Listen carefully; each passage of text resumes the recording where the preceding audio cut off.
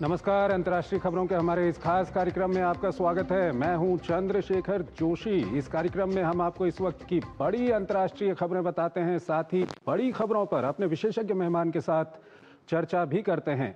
आज हम चीन के तियानजिन में हुई एससीओ बैठक का विश्लेषण करेंगे और अफगानिस्तान में आए भीषण भूकंप पर एक खास रिपोर्ट आपको दिखाएंगे।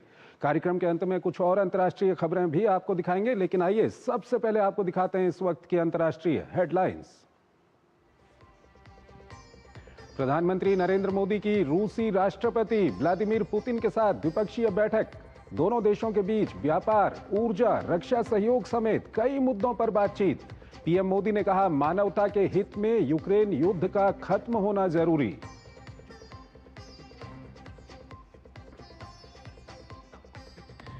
एससीओ में पहलगाम हमले की कड़ी निंदा। साझा बयान में संगठन ने आतंकवाद के खिलाफ जताई प्रतिबद्धता। कहा, हमले के दोषियों, योजनाकारों और समर्थकों को मिले सजा। आतंकवाद पर डबल स्टैंडर्ड स्वीकार नहीं। भूकंप के झटकों से थर्राया अफगानिस्तान। 6 की तीव्रता वाले भूकंप में 800 से अधिक लोगों की मौत। गांव के गांव मलबे के ढेर में तब्दील। प्रधानमंत्री नरेंद्र मोदी ने हर संभव मदद का दिया भरोसा। यमन में हूती ने संयुक्त राष्ट्र के 11 कर्मचारियों को लिया हिरासत में। महासचिव एंटोनियो गुटरेस ने तत्काल और बिना शर्त रिहाई का किया आह्वान। गाजा में इजरायली सेना का हमास प्रवक्ता को ढेर करने का दावा। हमास ने अब तक नहीं की पुष्टि। इंडोनेशिया में मांगे माने जाने के बाद भी सांसदों के खिलाफ प्रदर्शन जारी। जकार्ता में सेना तैनात। हिंसक प्रदर्शन में अब तक 6 लोगों की हो चुकी है मौत।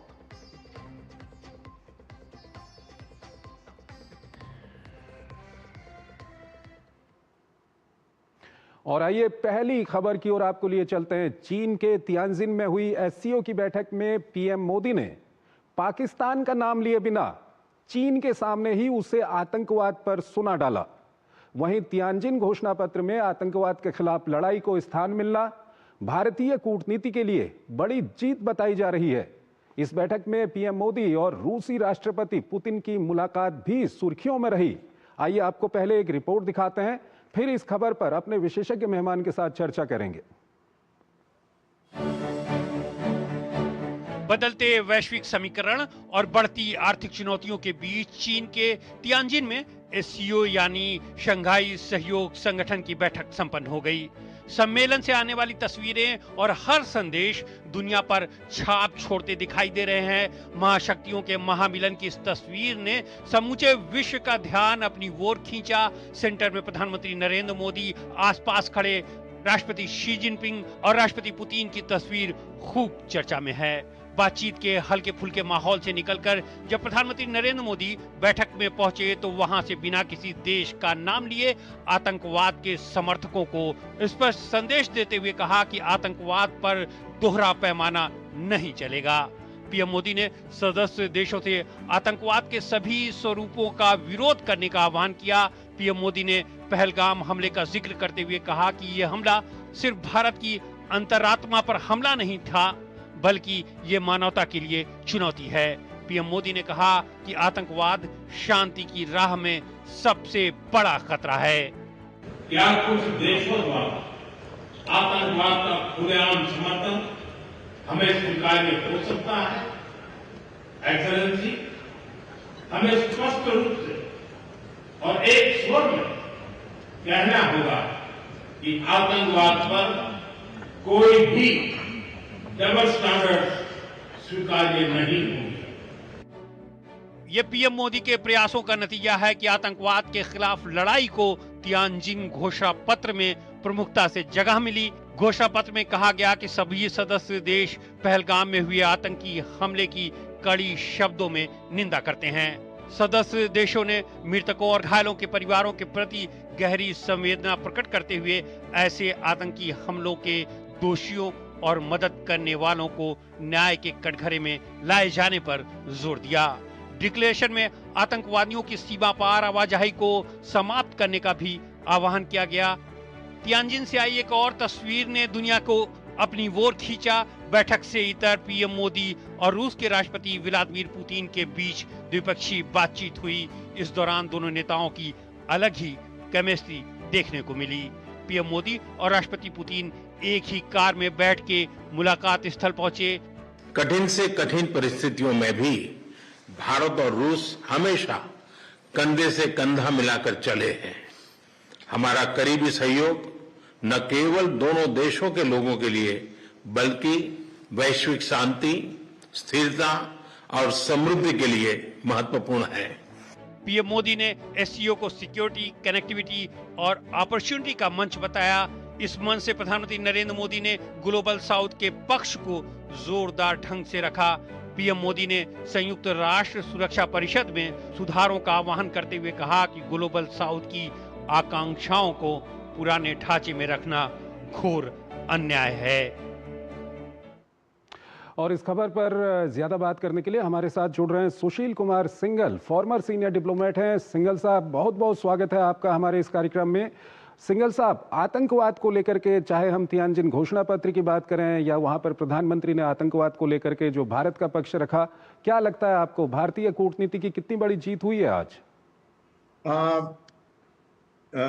जोशी जी, बात यह है कि जो ये डिक्लेरेशन आया है, बल्कि मैं ये कहूंगा कि पूरी जो यात्रा रही है जापान की, चीन की और एससीओ की जो मीटिंग हुई है, उसमें भारत की पूरी तरह से छाप नजर आ रही है। क्योंकि अगर आप इसको घोषणा पत्र को देखें तो उसमें सबसे पहले उन्होंने one earth, one family, one future, उसके सिद्धांत को अपनाया कि जो G20 के समय पे भारत ने दुनिया को दिया था। और भारत जो भी बात कर रहा था किया, भारत ने टेररिज्म के अगेंस्ट उन्होंने आवाज उठाई, वो उसको इंक्लूड किया गया। और जिस तरह से मीटिंग हुई है प्रधानमंत्री जी की प्रेसिडेंट पुतिन से या प्रेसिडेंट जिनपिंग से, और जिस तरह के उनके स्टेटमेंट आए हैं, उसमें साफ दिखा कि उनको भारत के साथ आगे बढ़ने का इरादा है और वो चाहते हैं। साथ साथ ये भी देखने में आया मेरे विचार से कि जो एससीओ इंस्टीट्यूशन है, जो अभी तक एक बहुत ही लिमिटेड स्कोप में था, अब वो एक व्यवहारिक रूप लेने की कोशिश की गई है इस बार।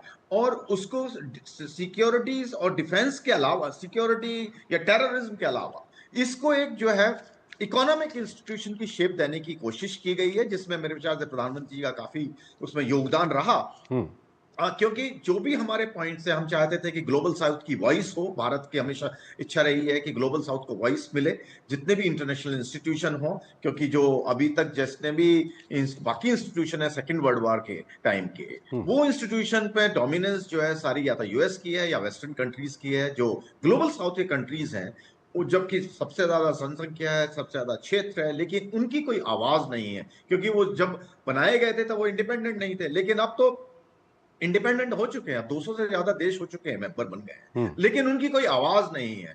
जो अब ये जो कोशिश है, एससीओ हो या ब्रिक्स हो या G20 में कहूंगा ये, क्योंकि भारत ने एक बहुत बड़ा फैसला लिया था कि अफ्रीका यूनियन को उनको मेंबरशिप दिलाई, जो कि भारत के क्योंकि कोशिशों से ही ये संभव हो पाया। तो भारत की पूरी पुरजोर कोशिश रही है कि ग्लोबल साउथ को रिप्रेजेंटेशन मिले और उनके पास में, देशों के पास में ऑल्टरनेटिव बने।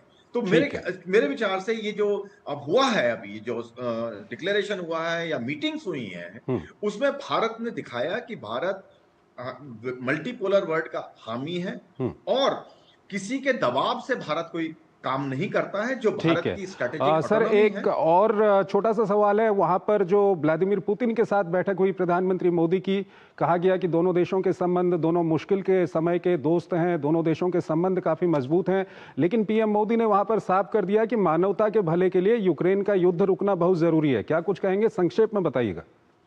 बिल्कुल, इसमें प्रधानमंत्री जी ने बिल्कुल साफ कहा कि भाई ये जो युद्ध चल रहा है, ये जल्दी से जल्दी, उनके शब्द जो है बड़े महत्वपूर्ण हैं, उन्होंने कहा ये मानवता के लिए और जल्दी से जल्दी इसको खत्म होना चाहिए, ताकि जो ये अननेसेसरी जो डैमेज, नुकसान हो रहा है सबको, लोगों को, नुकसान बंद हो। और मेरे ख्याल से प्रेसिडेंट पुतिन ने बड़े इंटरेस्ट, उन्होंने भी बड़ा सही उसमें कहा है कि वो भी चाहते हैं कि जल्दी से जल्दी शांति की स्थापना हो, तो उन्होंने एक्सेप्ट किया ये पॉइंट। अब इश्यू है कि वो किस तरह से, क्योंकि उनकी जो अपनी रेड लाइन, उन्होंने कहा कि उन्होंने आज ये साफ कहा फिर से कि जो नेटो का जो एक बढ़ावा दिया जा रहा है ईस्ट की तरफ एक्सपेंशन है, उस पर कंट्रोल होना चाहिए। ठीक है, ठीक है। ये आने वाले समय में देखना होगा कि किस तरह से आगे बढ़ते हैं इसको, युद्ध को रोकने को लेकर के। एक और एससीओ से जुड़ी हुई खबर है। सिंघल साहब हमारे साथ बने रहिएगा, एक छोटा सा ब्रेक लेना है हमको यहाँ पर पहले। दादू, आप मुझे लेने क्यों नहीं आए? बेटा, दादू की तबीयत खराब है, उन्हें तेज बुखार, सर दर्द और उल्टियाँ भी हो रही हैं। बच्चों, मलेरिया एक खतरनाक बीमारी है जो मादा एनोफिलीज मच्छर के काटने से होती है। ठंड के साथ कंपकपी, तेज बुखार, सर दर्द, उल्टी इत्यादि। अगर किसी को भी ये लक्षण हो तो जांच व उपचार कराना चाहिए। हमें तुरंत स्वास्थ्य केंद्र जाना चाहिए। मलेरिया के लक्षण हो तो सरकारी स्वास्थ्य केंद्र में जाकर मुफ्त में जांच और संपूर्ण उपचार करवाएं। ये दृढ़ संकल्प हमारा है। भारत को मलेरिया मुक्त बनाना है। सुनो, एक अच्छी इंश्योरेंस पॉलिसी एआई से पूछते हैं। एक ऐसी पॉलिसी जिसमें प्रीमियम पेमेंट हो लिमिटेड पर इनकम आती रहे लाइफ टाइम। LIC का जीवन उत्सव। एक ऐसी पॉलिसी जो दे होल लाइफ इंश्योरेंस कवर भी। LIC का जीवन उत्सव। वाओ, चलो तो LIC की जीवन उत्सव पॉलिसी ही लेते हैं। मैं भी तुमसे यही कह रही थी, LIC का जीवन उत्सव। लाइफ टाइम सेलिब्रेशन मनाइए LIC के जीवन उत्सव के साथ, फ्यूचर सेट है। जब धरती चीर कर निकलता है लोहे का पत्थर और मिलता है मोंगिया के जोश से, फिर तपता है, पिघलता है और बनता है फौलाद। अब होता है सरिया सारी खूबियों के साथ। मोंगिया स्टील, मजबूत देश का मजबूत सरिया। 25 लाख का हॉस्पिटल बिल है, इतने पैसे कहाँ से आएंगे? पैसों की चिंता आप मत कीजिए पापा। मैम, सर का हेल्थ इंश्योरेंस क्लेम अप्रूव हो गया है। आप पॉलिसी बाजार हेल्थ इंश्योरेंस क्लेम में हमेशा आपके साथ। पॉलिसी बाजार, 1 करोड़ का हेल्थ इंश्योरेंस सिर्फ 670 रुपए महीने से शुरू। पापा, फीस ज्यादा है। बेटा, याद है बोनस के कुछ पैसे हमने दूसरे खाते में रखे थे? 2 साल से खाते में कोई लेन देन नहीं हुआ है, शायद इनऑपरेटिव हो गया होगा। तो अब बैंक जाके या वीडियो KYC से KYC अपडेट कराओ, खाता होगा एक्टिव, एकदम फ्री। चलो कहाँ? एडमिशन कराने, खाता हुआ एक्टिव। RBI कहता है जानकार बनिए, सतर्क रहिए। रिटायरमेंट के बाद लाल स्पोर्ट्स कार लूं या वर्ल्ड टूर? तू खाली पुलाव बना, मैं ऑर्डर करूं। पुलाव नहीं, प्लान। लाइफ इंश्योरेंस का रिटायरमेंट प्लान, गारंटीड पेंशन के साथ। सपनों को रखो सुरक्षित, रिटायरमेंट प्लान के साथ। सबसे पहले लाइफ इंश्योरेंस। गोल्डी छोले मसाले, जहाँ जाएं रिश्ते बनाएं। गोल्डी लाए हैं फ्रेश लॉक टेक्नोलॉजी, जो रखे मसालों को हर समय फ्रेश। स्वागत है आपका ब्रेक के बाद। ट्रंप टैरिफ के बीच चीन के तियानजिन में भारतीय प्रधानमंत्री मोदी, रूसी राष्ट्रपति पुतिन और चीनी राष्ट्रपति शी जिनपिंग की मुलाकात को अमेरिका के लिए एक संदेश के तौर पर देखा जा रहा है। यहां किसी नेता ने अमेरिका का नाम तो नहीं लिया, लेकिन अमेरिका की आर्थिक नीतियों के कारण हो रही परेशानियों को लगभग सभी देशों ने सामने रखा। आइए आपको एक खास रिपोर्ट दिखाते हैं और फिर इस पर अपने विशेषज्ञ मेहमान के साथ चर्चा करेंगे। दुनिया की करीब 40% आबादी, 20% जमीन, 30% GDP साझा करने वाले संगठन SCO का 25वां शिखर सम्मेलन ऐसे समय में आयोजित हुआ जब वैश्विक समुदाय के सामने आतंकवाद, युद्ध, पर्यावरण और आर्थिक चुनौतियां मुंह बाए खड़ी हैं। लेकिन कई देशों पर ट्रंप द्वारा लगाए गए वैश्विक आर्थिक उथल-पुथल को और झकझोर दिया है। ट्रंप टैरिफ से प्रभावित होने वाले देशों में SCO के 2 बड़े सदस्य देश भारत और चीन भी शामिल हैं।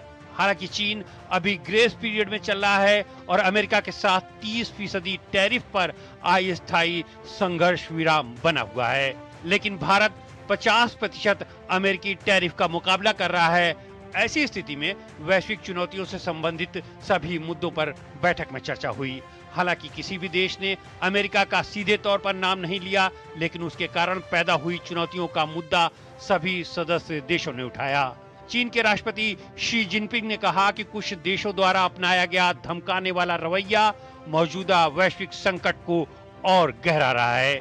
शी जिनपिंग ने अंतर्राष्ट्रीय व्यवस्था को अशांत और उलझी हुई करार देते हुए कहा, दुनिया में जिस तरह से उथल पुथल चल रही है उसमें हमें शंघाई की भावना अपनाते हुए संगठन की भूमिका को बेहतर बनाना होगा।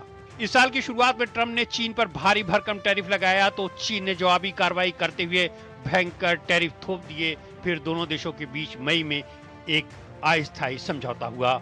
वहीं इसके विपरीत अमेरिका ने रूसी तेल खरीद के कारण भारत पर 25% अतिरिक्त टैरिफ लगा दिया। भारत पर कुल टैरिफ 50% पहुंच गया है, जबकि चीन भारत से कहीं अधिक रूसी तेल की खरीद कर रहा है। जानकार टैरिफ पर मची खींचतान के बाद पीएम मोदी राष्ट्रपति पुतिन और राष्ट्रपति शी जिनपिंग की मुलाकात को अमेरिका के लिए एक संदेश के तौर पर देख रहे हैं। इस विचार को ट्रंप के व्यापार सलाहकार पीटर नवारो के ताजा बयान से भी बल मिलता है। उन्होंने एक इंटरव्यू में कहा कि पीएम मोदी एक महान नेता है। ये समझ नहीं आ रहा है कि भारतीय नेता रूसी राष्ट्रपति व्लादिमीर पुतिन और चीनी राष्ट्रपति शी जिनपिंग के साथ कैसे सहयोग कर रहे हैं, जबकि भारत दुनिया का सबसे बड़ा लोकतंत्र है। एक तरफ ट्रंप टैरिफ पर वैश्विक नेताओं के कोप झेलने के लिए मजबूर हैं, तो वहीं घर में अदालत की तीखी टिप्पणियों का भी सामना कर रहे हैं। हालांकि अदालत ने ट्रंप के टैरिफ को गैर कानूनी तो बताया, लेकिन नवंबर तक रोक लगाने से मना कर दिया। इससे तिलमिलाए ट्रंप ने कहा कि टैरिफ के बिना अमेरिका पूरी तरह से बर्बाद हो जाएगा। सुशील कुमार सिंघल हमारे साथ जुड़े हुए हैं, फॉर्मर सीनियर डिप्लोमेट हैं, उनसे हम बातचीत करेंगे। सिंघल साहब, ये जो एससीओ की बैठक हुई है, वहां पर जो कुछ मुलाकातें हुई हैं या जो एससीओ की पूरी ओवरऑल जो बैठक हुई है, अमेरिका या ट्रंप टैरिफ के लिए एक कड़ा संदेश इसको क्या कहा जा सकता है? बिल्कुल बिल्कुल, एक बहुत बड़ा संदेश है।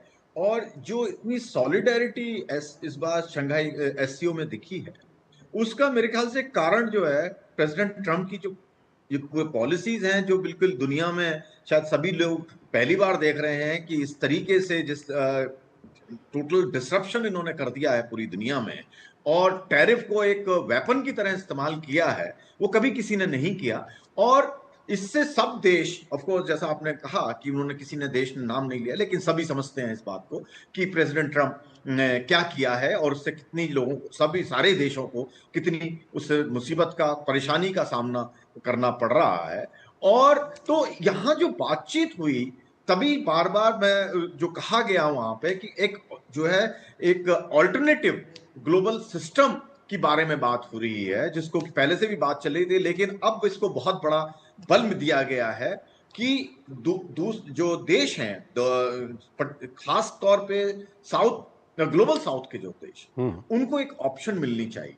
और ये यहाँ पर जो बातचीत हुई है सारी उसी डायरेक्शन में हुई है। इसमें ही अभी जैसे अभी शंघाई एससीओ डेवलपमेंट बैंक के बारे में चीन ने बात की है, जो कि अभी बड़े इनिशियल स्टेजेस पे है, लेकिन वो सब ये दिखा रहा है कि प्रेसिडेंट ट्रंप ने ग्लोबल साउथ के कंट्रीज को एक साथ ला दिया है और उनकी जो पॉलिसीज हैं उसको जो है दिखा रहे हैं कि किस तरह से वो नकारा है। और जो आपने अभी नवारो जो साहब का दिखाया है, इनका पीटर नवारो का, वो रोजाना कुछ ना कोई स्टेटमेंट देते हैं, लेकिन आज उन्होंने खुद अपने आप को फिर बदल दिया।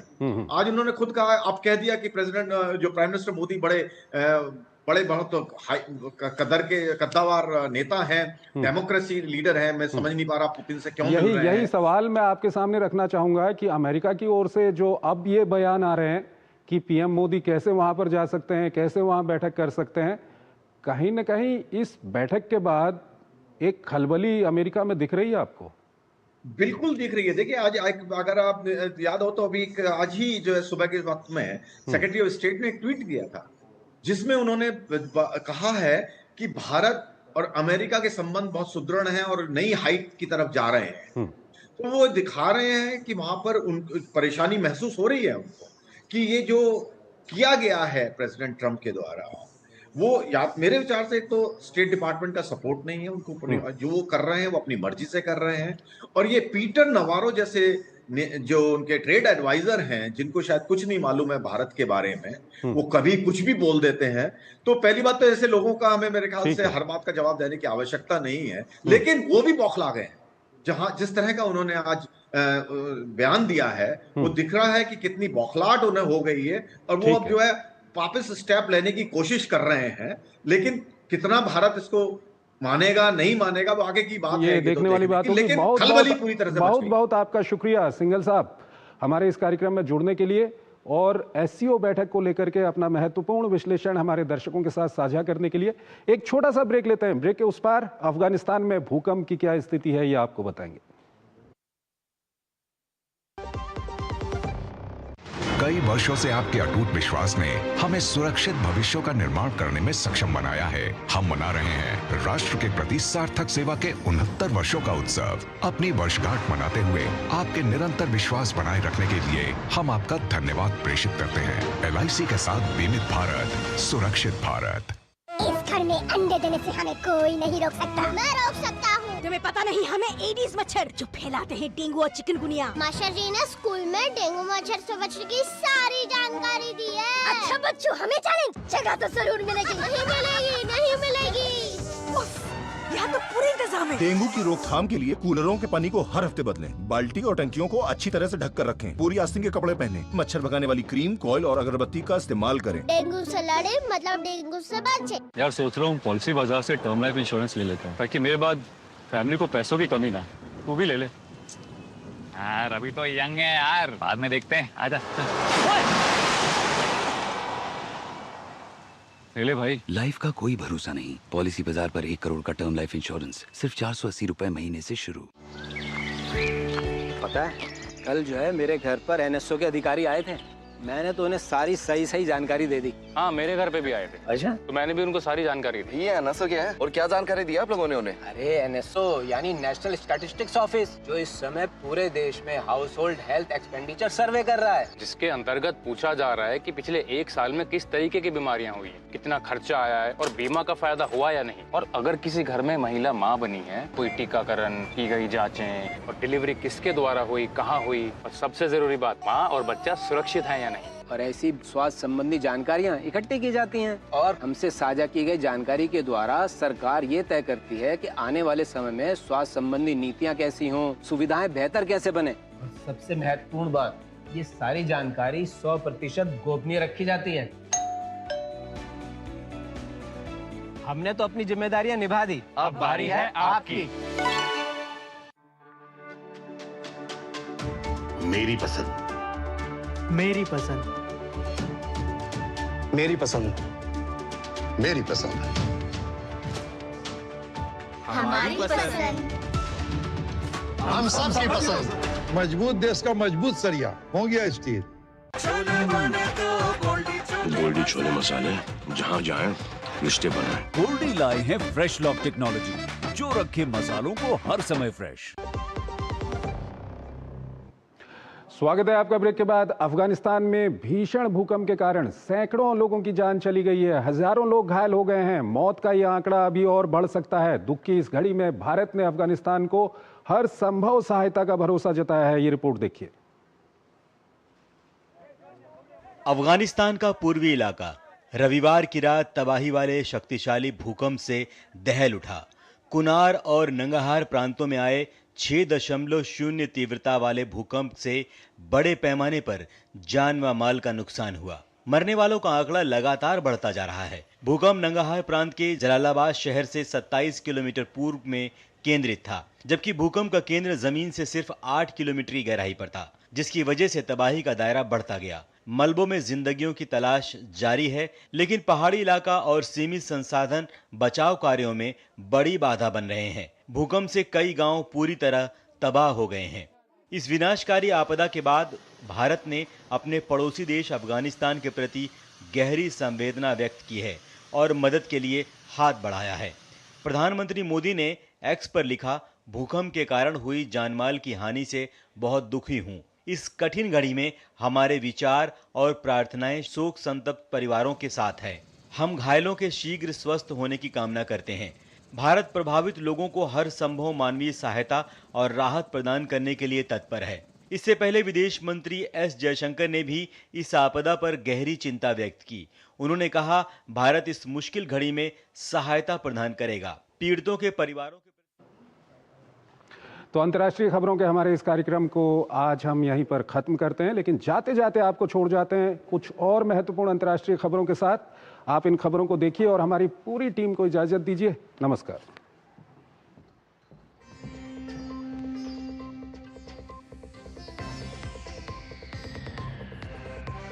के तियानजिन में शंघाई सहयोग संगठन SCO शिखर सम्मेलन में बोलते हुए रूसी राष्ट्रपति व्लादिमीर पुतिन ने दावा किया है कि अलास्का में डोनाल्ड ट्रंप के साथ शिखर सम्मेलन में बनी सहमति से यूक्रेन में शांति का रास्ता खुला है।